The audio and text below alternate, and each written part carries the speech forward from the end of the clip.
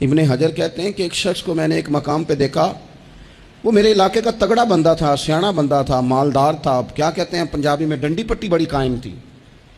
بڑا اس کا دبدبا تنتنا تھا، لیکن میں نے اسے طبیب کی دکان پر لیٹے ہوئے دیکھا تو اس کے وجود سے پیپ نکلتی تھی۔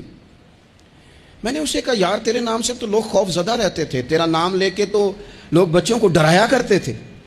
تیرے سے انسلاک رکھنے والے تو بازاروں میں گردنیں اونچی کر کے چلتے، تجھے کیا ہوا؟ تو کہنے لگا بس جب خدا کا حکم آیا، جب اللہ کی حکمت کا غلبہ ہوا، جب تک اس نے ڈھیل دی تو دی، لیکن جب وہ پکڑنے پہ آیا تو پھر حال یہ ہوا کہ ایک غریب مچھیرا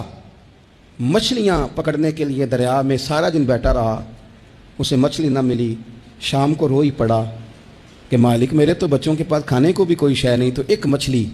شام کو بڑی محنت کے بعد ایک بڑی مچھلی اس کے ہاتھ لگی۔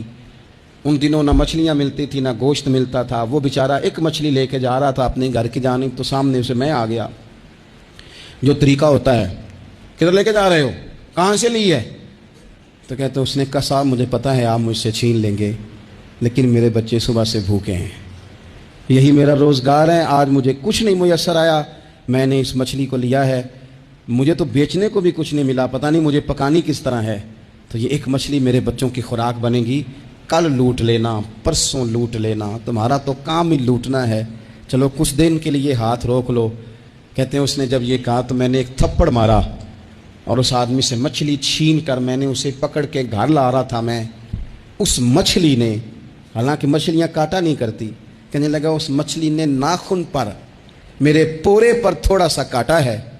اور میں نے کہا کوئی بات نہیں، مچھلی ذرا بڑی تھی، اس نے کاٹ لیا، میں نے تھوڑی سی پٹی باندھی اور گھر والوں کو کہا مچھلی پکا دیں، انہوں نے پکائی، کھائی، کچھ پتہ ہی نہیں تھا،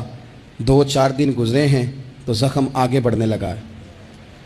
طبیب کو دکھایا ہے تو اس نے کہا یہ تو انگلی کاٹنی پڑے گی۔ کہتا ہے وہ انگلی کٹوائی، 1 ہفتہ نہیں گزرا تھا کہ زخم آگے بڑھا، تو پھر وہ ہاتھ کی طرف بڑھا، تو میں نے جا کے دکھایا تو اس نے کہا ہاتھ بھی کاٹنا پڑے گا، سارا بازو کٹوا چکا ہوں،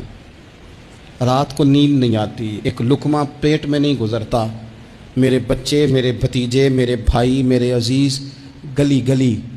اس غریب کو ڈھونڈتے پھرتے ہیں جس کا نام بھی ہم کوئی نہیں جانتے، تھک گئے تلاش کر کر کے، خدا جانے کہاں چھپ گیا اللہ کی اتنی بڑی زمین میں، وہ ملتا نہیں۔